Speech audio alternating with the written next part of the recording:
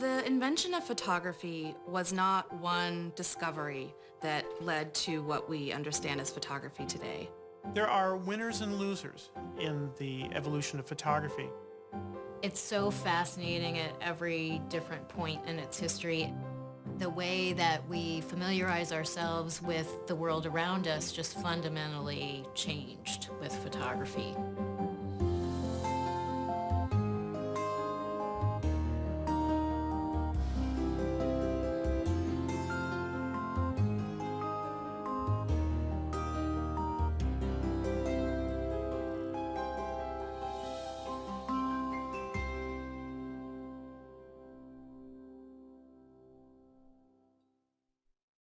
The silhouette really is the essence.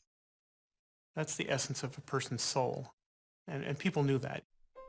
The term photography in Greek is light drawing. So when you're drawing with light, you can do it with chemicals. But before photography, you would look at the shadow, you would trace the shadow. The problem with drawing a shadow of someone is that if you put a person in a room and you put a candle on one side of that person and it casts the shadow, it's a very big shadow. So the biggest problem is how do you take a very big shadow and make it into a little tiny shadow? So there are tools that they used. The pantograph, they used a pantograph machine that has these intersecting bars with a pencil, and you could trace the large object and it would make it into a very small object. There was an inventor by the name of Chrétien who invented a device that would trace the shadow of a person through a series of levers. It would then reduce the picture at the same time. And this instrument is called a physionotrace.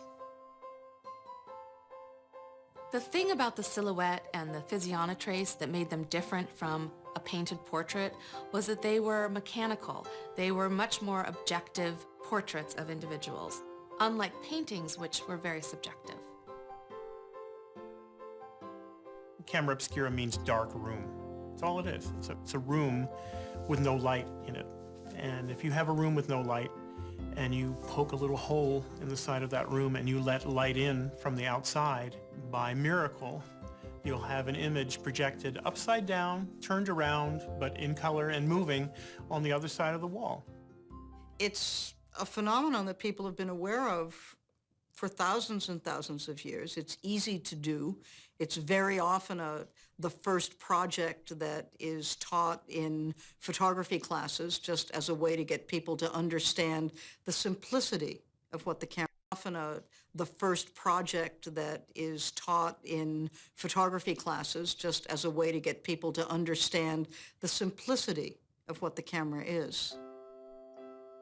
Later improvements of the camera obscura included putting a lens in the hole so that the light could be focused, so that you would have a brighter and more focused image that would be projected on the wall. But for photography, the camera is essentially a box. The early experimenters with photography all knew that they wanted to make images in that box. The story of the invention of photography builds on experiments after experiment. Johann Heinrich Schulze is a German professor. And in the case of Schulze's experiment, what you have is a glass jar and it's filled with chalk. There's some nitric acid and there's some silver.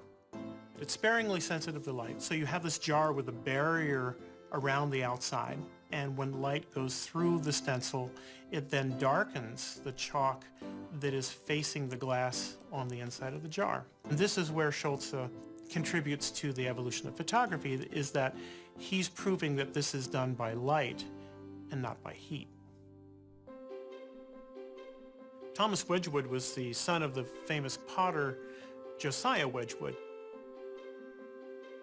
The signature of the Wedgwood line was the decoration that was made of silhouettes. It's no surprise that one of the Wedgwoods would think that the light which makes a silhouette could also make an image by the action of light. Wedgwood is experimenting with silver nitrate, and he's brushing silver nitrate onto sheets of paper and onto pieces of stretched white leather. He was making images by doing contact prints or photograms. He was putting an object on top of the sensitive paper or leather. And when you put these in the sun, it's very easy to see the effect of light. You can see the paper darkening. So it makes sense that he would want to make pictures in a camera obscura.